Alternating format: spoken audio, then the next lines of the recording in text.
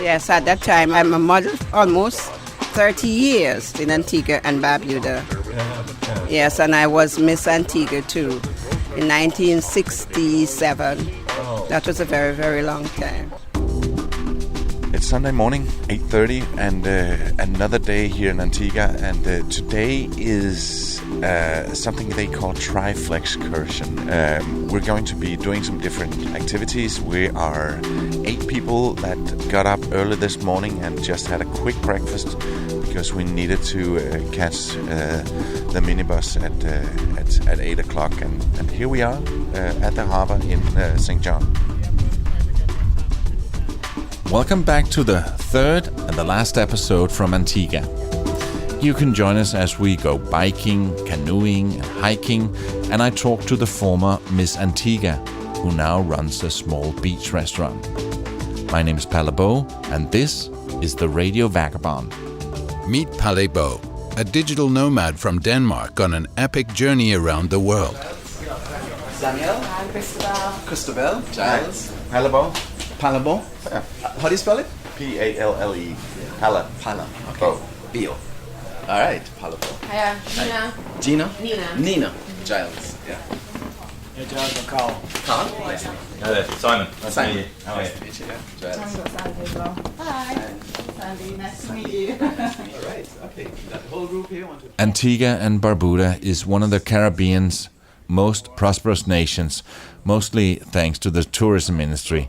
The country attracts more than 700,000 visitors every year. That's about 10 times the population of the country. Okay, now we all have our bikes, and we're about ready to go in a few minutes. And we're going to be cycling around St. John, and I'm glad we're getting that chance because I haven't been here to St. John before, and this is a good way to explore the city. Some of the original bricks from back in the days. These buildings were used to house coffee, sugar, cotton, and the slaves were kept in the barracoons over here, that building with the 3 small roofs. We are now on Nevis Street, named after the island next door. Nevis was the administrative capital of the British Leeward Islands in the 1700s. Yeah. We carry up this street, and then we go across Market Street, named for the markets at the end.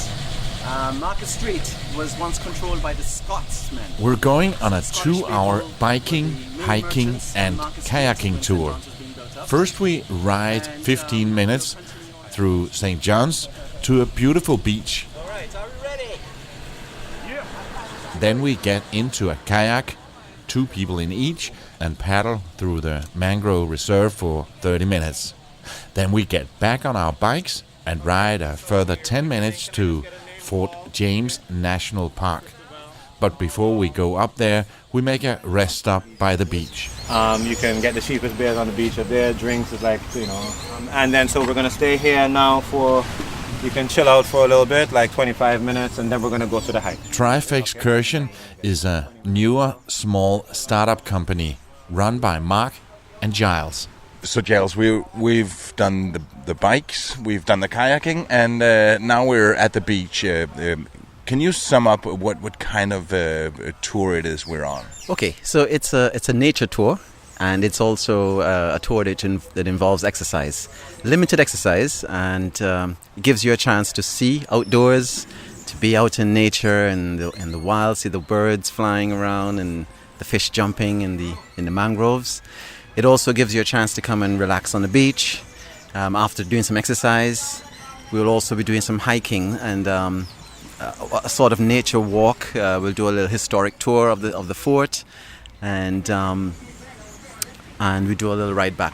Now the rides are very, very easy. It's very laid back, easy going. Yeah, even though we do get a little bit of exercise, I think the reason we're sweating if we are is because of the weather. It's not because we're super exhausted from the trip so far. That's correct, and that's one thing that people have said they we're concerned about is the sun and how hot it would be when they're riding.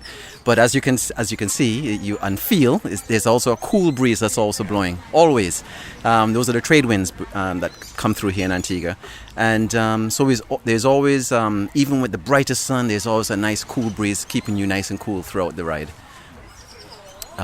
The kayaking, that was along the coast, and as you mentioned, we saw the mangroves, and we saw some amazing birds. What were the names of those birds? Yeah, those are mostly herons, pelicans. We had snowy egrets, we had blue herons, greater herons, we had waterfowl like the common gallinule. Yeah. We've also had ducks. We've also seen ducks and plovers and sandpipers. So yeah, quite a number of birds there. Yeah. And the hike that we're doing here after a rest here, is that going to be mountain climbing or? No, we actually have two tours. One does a little bit of a mountain climb, more of a hill, 300 feet up, 100 meters. But this one is going to be nice and easy. It's another, in line with the tour. It's a very easy walk around the fort, and we just tell you a little about the history, get some fantastic views. Get to feel the cannons that were there over 200 years ago, that sort of thing. And the tour itself it's around 3 hours? It's anywhere between 2.5 to 3 hours, depending on how much time you spend on the beach, depending on the type of day it is. It could be rainy, and so you spend a little less time on the beach. But it is made so that you can enjoy all of Antigua, everything that Antigua has to offer in just a little dose. I noticed that we started in St. John, and there was a huge cruise ship coming in. Are the cruise ship guests, are they some of your customers? Yeah, they're actually some of our best customers. We get a lot of work from the cruise ships. The word is now getting out that we are here in Antigua and we provide such great service. But we are hoping to do more marketing in the hotels so that in the off season, as we're in now, we can get more of the hotel guests coming here, because the cruise season, it just goes to almost nothing. Yeah. And you started the company with Mark? I did. We met at a gym. We did some hiking before with our family and friends, etc. And we decided, let's try something a little more. Maybe some biking, some kayaking, combine them, and see what we get. And we tried it out, and so far we're getting some very positive reviews. Yeah, I'm enjoying it so far. And if people come here and they want to book it, it's on Triflex Excursions. Yes, we have our website, Triflex Excursion. And we also are on TripAdvisor. You'll see us on Facebook. Yeah. I will put a link to that in the show notes of this episode. Thank you so much. Thank you. Here on the beach, there's a small restaurant in a shed. I look inside, and when I enter, there's an older woman with a back to me, and she's singing. I wonder what's going on. I see her being on the phone.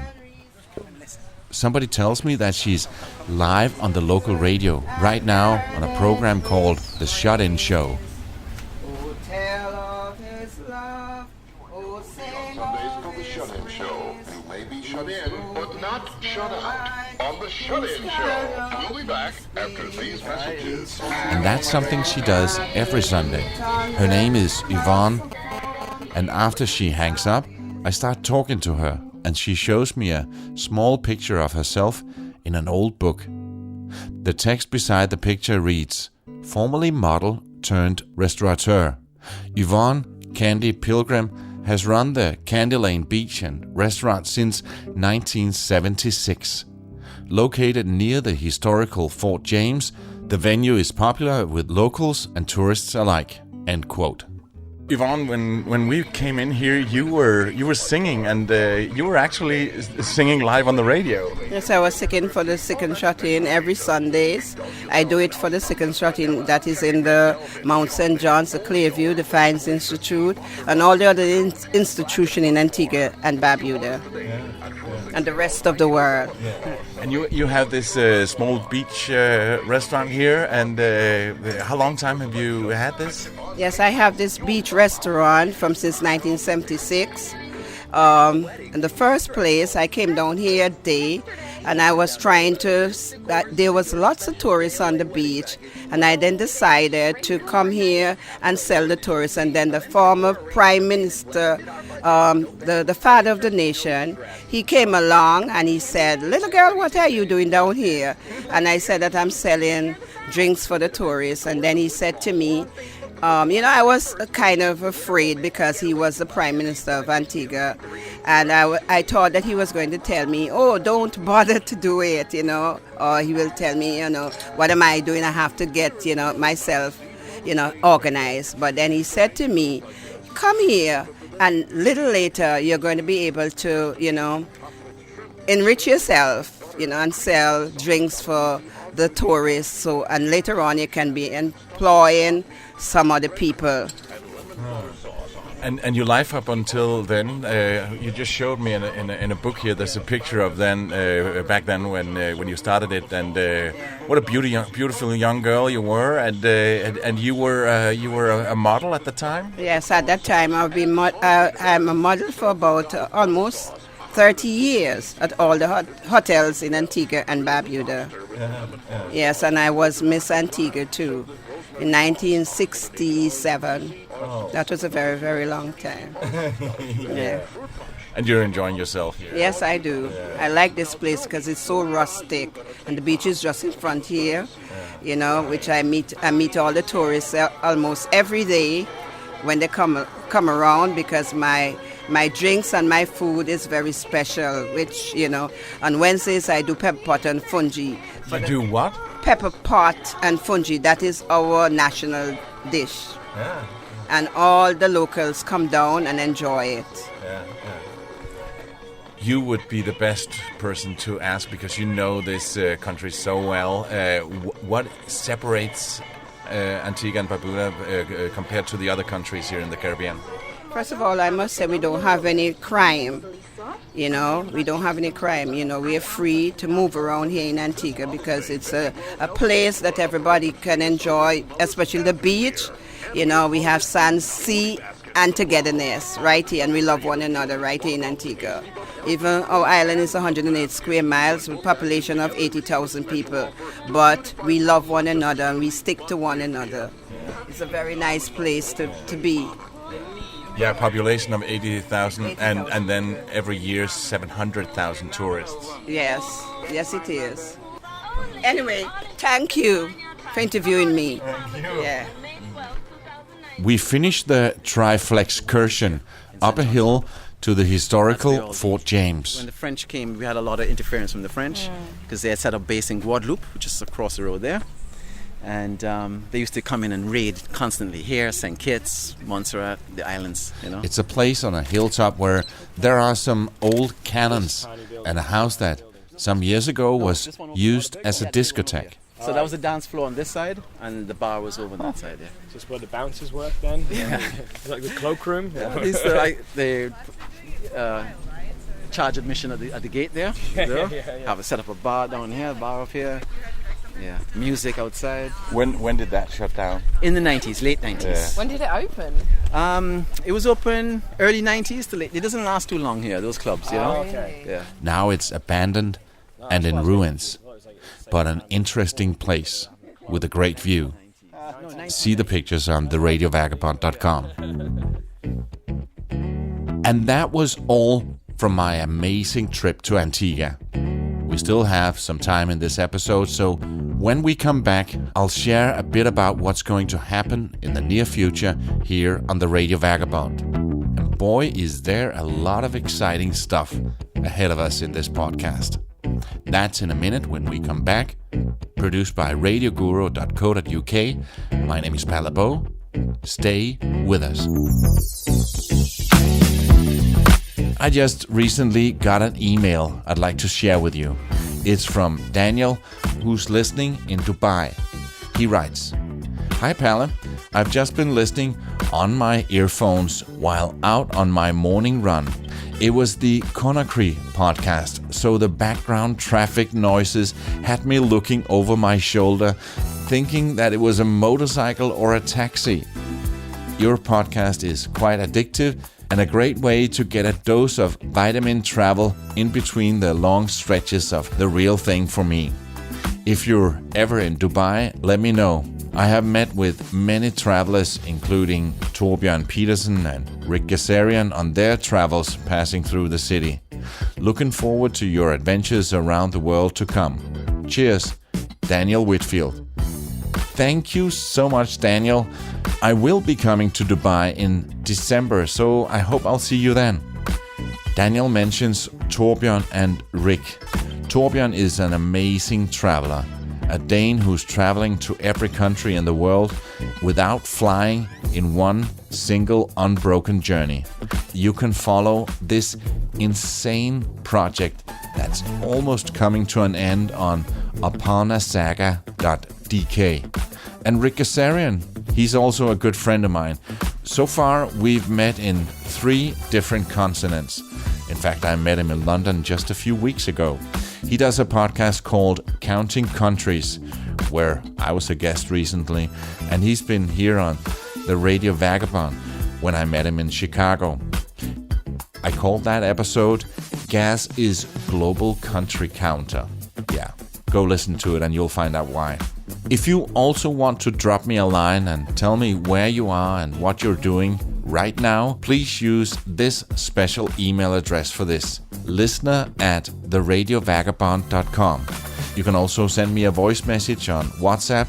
The number is +45 40 105 105. On theradiovagabond.com, I link to Once Upon a Saga, Counting Countries, and the interview I did with Rick Gazarian. By the way, Rick has just recently started another podcast called the Nomad Mania Podcast, where he interviews some of the world's most extreme travelers. Nomad Mania is a website that divides the world into regions, and you can keep track on just how well traveled you are. It's founded by the man who's arguably been to most places in the world. His name is Harry Mitsides, a guy that I also met in London recently for a chat, and that's going to be the next interview here on the Radio Vagabond. This is the Radio Vagabond Podcast.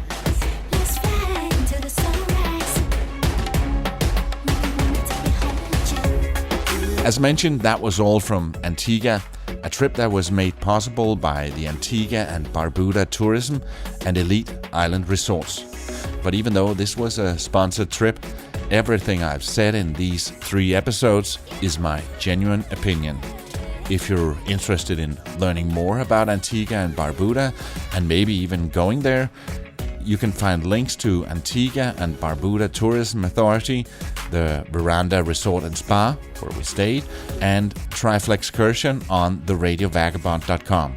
Here you can also see a lot of pictures from this episode. These episodes from Antigua was a bit of a detour from my journey.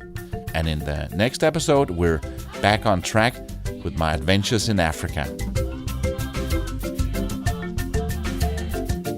When I left you, I was in Conakry, in Guinea, and about to leave Western Africa after having visited Morocco, Western Sahara, Mauritania, Senegal, Gambia, Guinea-Bissau, and Guinea. Traveling through these countries over a 3-month period was exciting, an adventure, and very rewarding with all the exotic places and interesting people I met. I met so many interesting people and both made a lot of friends and lost one. It was exciting, but also rough. Physically and mentally challenging, especially when going from one place to another, overland in small, beat-up, cramped minibuses or shared taxis on bad roads. So after 3 months, I decided that I wanted to get down to Cape Town, which has a very special place in my heart. I end up spending 2 months in Cape Town, my longest stop so far, but I still carry my microphone almost everywhere, so I have many recordings that I'm going to be sorting through and sharing with you in several episodes.